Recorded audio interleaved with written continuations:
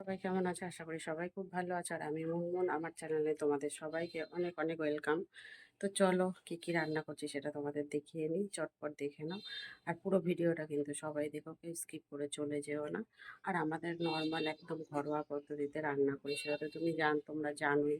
আমি কোনো কুক বা কোনো কিছু স্পেশাল কেউ নেই, আমি নর্মাল একজন মহিলা, সাধারণ সাধারণ ঘরের বউ, ঠিক আছে? তো সাধারণভাবেই রান্নাবান্না করি, সেগুলোই তোমাদেরকে দেখাই, তোমাদের কাছে তুলে ধরি। তো চলো চটপট করে দেখে নাও আমি কি রান্না করছি। আর সবাই পারলে লাইক কমেন্ট শেয়ার করে যাও, আর আমার চ্যানেলটাকে একটু সাবস্ক্রাইব করে দিও, কেমন? এটাই অনুরোধ। তো চলো চটপট দেখে নাও কি করছি। দেখো, বাজার থেকে কাতলা মাছ নিয়ে এসে কাতলা মাছটা রান্না করবো আমি আজকের একদম, মানে গ্রামের মতন একদম পুরো পাতলা করে ঝোল। গ্রামের লোকেরা খুব সুন্দর জিরে ফোড়ন দিয়ে, আদা জিরে বাটা দিয়ে, খুব সুন্দর কাঁচা লঙ্কা টঙ্কা দিয়ে বেশ ঝোল করে একটা সুন্দর করে। তো চলো আমি সেইভাবে আজকে রান্নাটা করব। আর এর মধ্যে মাছের ঝোলের মধ্যে একটু বড়িও দেবো। খুব ভালো বড়ি কিনে এনেছে বাজার থেকে, সেই বড়িটা দিয়ে রান্না করব। তো দেখো, এখানে আমি কয়েকটা পটল কেটে নিয়েছি বেশ লম্বা লম্বা করে। পটলটা দু টুকরো করেছি, একটা টমেটো দিয়েছি, আর এখানে হচ্ছে তোমার একটা আলু কেটে নিয়েছি সরু সরু করে। কেটে ভালো করে ধুয়ে পরিষ্কার করে নিয়েছি। এই যে হচ্ছে মাছের নুন হলুদ দেওয়া হয়ে গেছে, মাখিয়ে নিয়েছি পরিষ্কার করে ধুয়ে।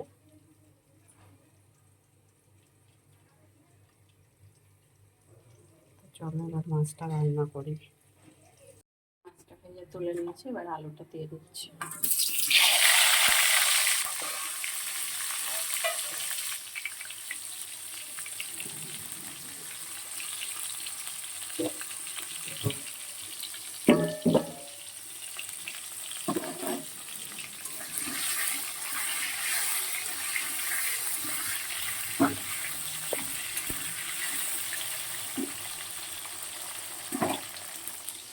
এখানে রাখো, ভাতটা ভাজা হয়ে গেছে, পটলগুলো সুন্দর করে লাল লাল করে ভেজে নিয়েছি।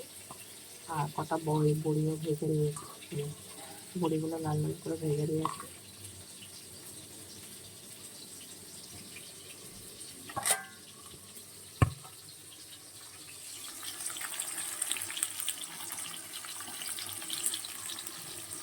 নুন দিয়ে দিলাম পরিমাণ মতো।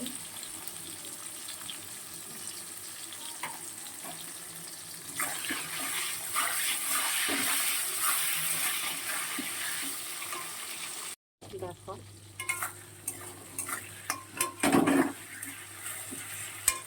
এগুলো খুব ভালো করে ভাজা হয়ে গেছে বন্ধুরা।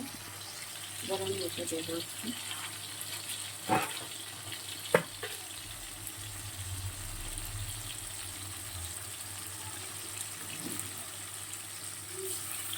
জিরে বাটা, দিয়ে দিচ্ছি 2 চামচ।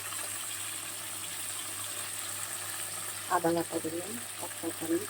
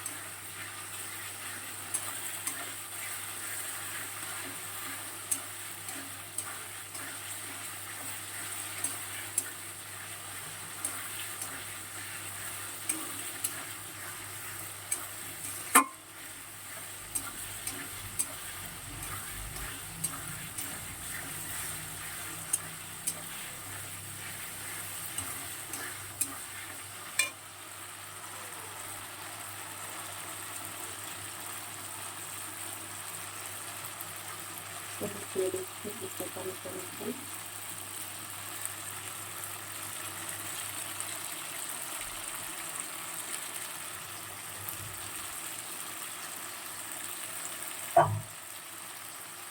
এবার সামান্য একটু জল দিয়ে মশলাটা কষাবো।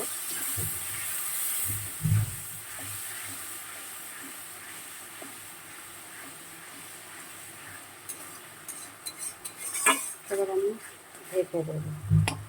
আলুটা সেদ্ধ হবে আর মশলাটাও আমার কষানো হবে।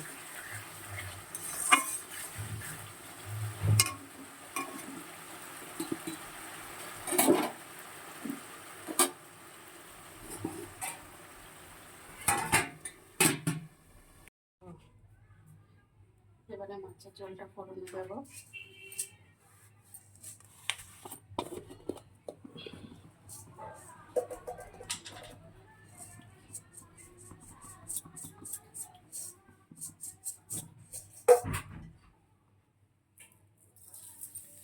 জিরে ফোড়ন দিলাম।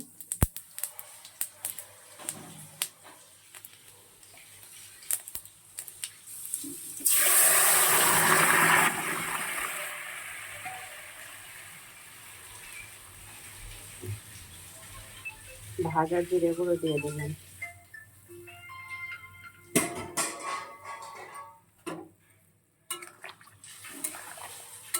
এবার এটা আর একটু 2-3 মিনিট ফুটবে, তারপর নামিয়ে নেব।